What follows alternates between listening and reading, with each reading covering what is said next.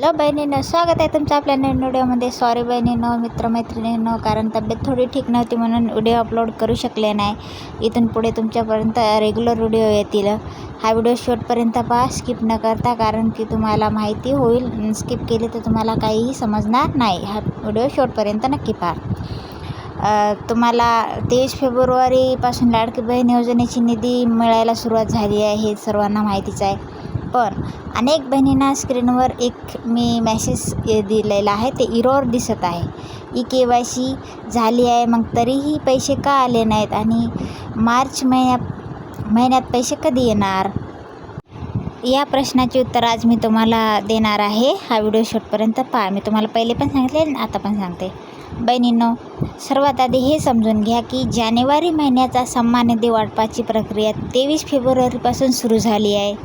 पण काही बहिणींना असा मेसेज दिसतोय, हा आधार क्रमांक KYCच्या KYC दुरुस्तीच्या यादीत नाही. याचा अर्थ काय?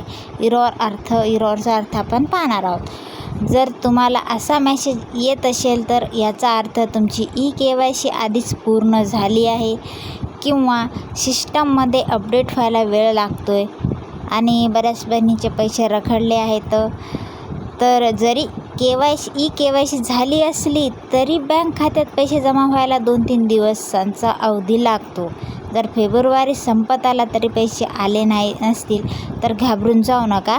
मार्च महिन्याची तारीख फिक्स होणार आहे, ते मी सांगेल. ज्या बहिणींची प्रक्रिया फेब्रुवारीत पूर्ण झाली आहे त्यांच्या आधार संलग्न बँक खात्यात मार्चच्या पहिल्या आठवड्यात पैसे जमा होण्याची दाट शक्यता आहे.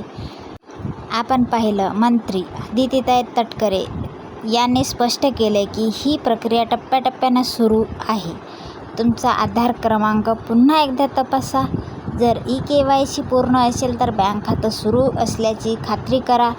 मार्च महिन्याची वाट पहा, कारण निधी वितरणाची तांत्रिक प्रक्रिया अजूनही सुरूच आहे. बहिणींनो, तुम्हाला असा काही मेसेज आला आहे का? कमेंट्स बॉक्समध्ये मला नक्की सांगा.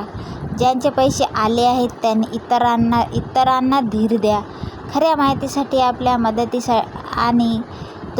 मदतीसाठी आपल्या चॅनलला सबस्क्राईब करायला विसरू नका. हा व्हिडिओ सर्व गरजू बहिणींना शेअर करा. धन्यवाद बहिणींनो.